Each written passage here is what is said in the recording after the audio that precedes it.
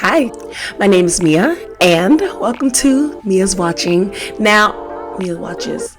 I think it's Mia's Watching. I have to look again. I don't remember. Anyway, welcome, where I talk all things movies, reviews, we watch things. It's gonna be super great. So come on in. All right, so today we're talking about Abbott Elementary Season 2, Episode 10, which was the mid-season finale. Now, I think this is one of my favorite, probably the top tier episode for me. This is by far one of my favorite episodes. We're only 2 seasons in, but I just love a good... We'll get into it. In the meantime, I have my Abbott mug. That's actually not my Abbott mug. It's actually my Harry Potter mug, but, it has my hot tea in here. I'm going to drink that. Cheers.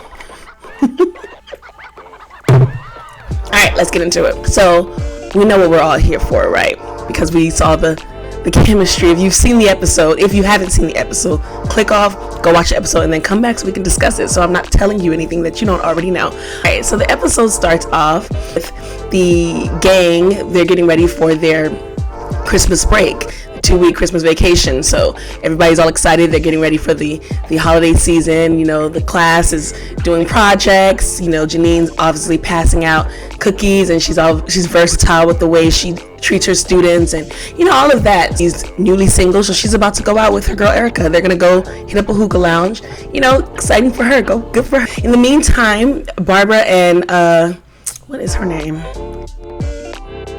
Barbara and her homegirl, the other teacher. I cannot remember her name. I want to say Anne, but I don't think that's her name.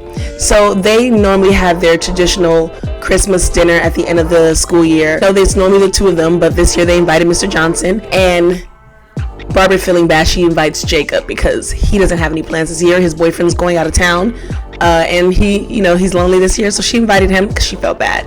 So now he comes in to their Christmas dinner, being Jacob, a Grinch, Scrooge at that, just doing his thing, finding the best way to ruin the Christmas dinner without even realizing that he's ruining the Christmas dinner, which is so interesting because he's just talking. He don't even realize that they're annoyed by him. And if he does realize it, he does not care.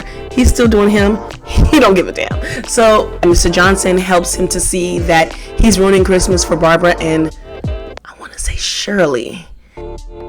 Anyway, Barbara and Melissa, they're annoyed because this is the end of the year. This is their time to relax and have a good time, and he's bothering them with all of these unnecessary information about Christmas that they didn't ask for, and just being Jacob. So he eventually realizes it. It's like the Grinch heart grows 3 times bigger. He eventually realizes it. He goes to the corner liquor store, gets them some treats, apologizes for the way he's been acting, and realizes that he doesn't have to be terrible. He can actually open up and enjoy the experience with the people around him. And that was actually a really cute lesson for him to learn. He calls his boyfriend, he asks him if he can join him in Philadelphia, and happy holidays to them. They ended it that way. It was a very jolly, pleasant moment. So we have the nice wholesome scene, and then we get to the nitty gritty, the meat and the potatoes of things. We get to Janine's going out. They're going to press her hair out. They're going to give her a nice outfit. She's going to the local hookah bar with her homegirl. They're about to have a good time. She's going to hook up with somebody. And I'm just thinking, okay, I would be surprised. I would have been surprised if Janine had actually even got on the floor and danced with someone else. I would have been completely surprised. So the hook up, okay, sure, whatever. So she gets there. She looks good too. Got her little hair pressed out. Got a little outfit on. She's looking good. So she's in line with her friend, and they're getting ready to go into the hookah lounge. And lo and behold, guess who's behind her? Gregory and his friend. They walk up, and Gregory, I really can't think of him other than Everybody Hates Chris, because that's what I know him from. I think he's younger than me. He might either be younger or about the same age. Anyway, I can't think of him as other than Everybody Hates Chris. So when I look at him, and he is an adult, and he looks nice, he's a handsome guy, I'm just like, he's still Everybody Hates Chris, but he looks nice. He got a little sweater, little buff, broad shoulders. Like, okay, we see you. Everybody hates Chris.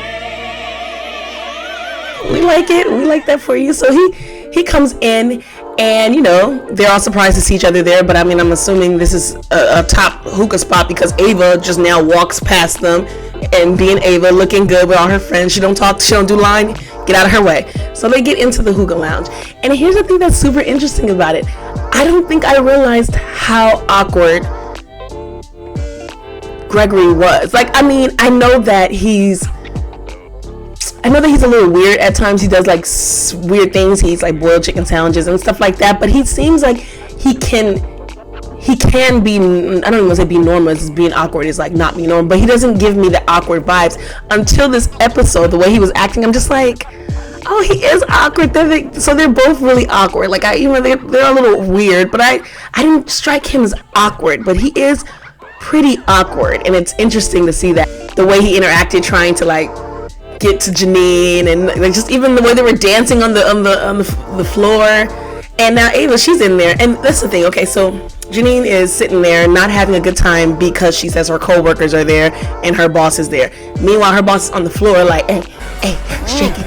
That's an impressive circle. And I'm like, get it, Ava. Hey. I'm like, what are you worried about? Ava is doing her. She don't even care. She would rather you not even be here, and she's gonna ignore you. Like, she's not even worried about it. So it's funny that she was using that as an excuse, but in all honesty, she wasn't getting ready to go get let loose. She's already nervous. She's already awkward. So Gregory walks up to her. They be awkward together for a minute, and then they go on the dance floor and be awkward on the dance floor, which was so cringe. But actually, like, oh, I see it. It just reminds me of like a middle school. Like, I'm watching Puppy Love from two middle schoolers. That's what I see when I watch them. It's like two middle schoolers in love, or falling in love, or just being awkward about it.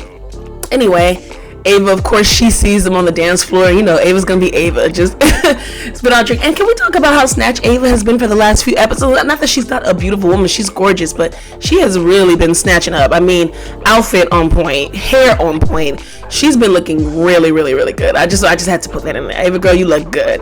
Anyway, so Ava sees him and she's kind of like, she feels away because, you know, she likes Gregory, which I don't understand because he's so young looking to me. I mean, I'm just like, Ava just seems so much older. So Ava sees him on the floor. They start grinding on each other, but like weird grind, like not actually grinding, but like what two middle schoolers or elementary schoolers would do at a school dance, just kind of like swaying, but like feeling them. It was just so weird. I'm laughing because I'm uncomfortable. So yeah, we end up seeing them have a bit of a moment. They're kind of holding on to each other. Ava interrupts because Ava's a hater, and Janine decides she's leaving. She's gonna go outside. So Gregory follows her, and here's where it gets a little okay. Let's see what's about to happen. So now, mind you, they're walking out in the cold. My first process was I saw Gregory walk up, and where's your jacket? Like, it's freezing outside. You have on a thermal. Like, where's your jacket? Anyway, it's not important. He didn't care, so why should I? So they walk outside and they're talking. It starts to snow. And Janine's looking at the snow, and Gregory looks at her and he says beautiful, because, I mean, of course my girl's beautiful, right? And I'm laughing because it was cringy. It was cringy, but cute, but it's so weird. And he looks at her, they look at each other, and he gives her this look where I was like, okay, I see what you're doing, don't do it. But I see what you do, but don't do it because you got a girl. Now we can't start relationships off like this, but I saw what he was doing. I saw it. And he gives her this look, and I was just like, everybody hates Chris. We see you. But then, just as they're about to kind of lean forward, his phone buzzes, and it's Amber, who decided she's going to leave the house, and she's around the corner at the bar, so he's going to go meet her. Now, you know, they say their goodbyes, they say Merry Christmas, they get on out the way, he leaves to go meet Amber. Now, the reason why I say I didn't realize he was so awkward until this episode is because he's able to get girls, so he obviously knows how to talk to women. He doesn't act weird. I just think that Janine brings out the awkwardness in him, like she's awkward and quirky like that, and so that comes out because he can talk. He talked to Taylor, who she doesn't seem like she has any awkwardness or like quirkiness to her. He's talking to Amber now, who seems like she's confident, self-assured, like she's not awkward or quirky or anything like that. So he knows how to talk to women, he knows how to get women, but the way he acts with Janine, I just feel like it's because of like she brings that side out of him, which is just, it's cringy, it's weird, but we're excited to see what happens. So it comes back January 4th. We're excited to see what's gonna happen with that. So hopefully maybe I can do like a reaction video. I'll wait and watch it and see what happens with that. Do we want Janine and Gregory to get together? I know that some people aren't really a fan of them. I'm also not interested in her getting with his friend. We saw that they had a little bit of an exchange afterwards. After Gregory left, his friend was looking for Gregory, and they had a bit of an exchange, and he was kind of talking about how he thought she was dope for the, you know, the egg drop and things that she does at work. So hopefully we don't, which they might, you know, because, you know, these characters normally don't get together. We got to set it up.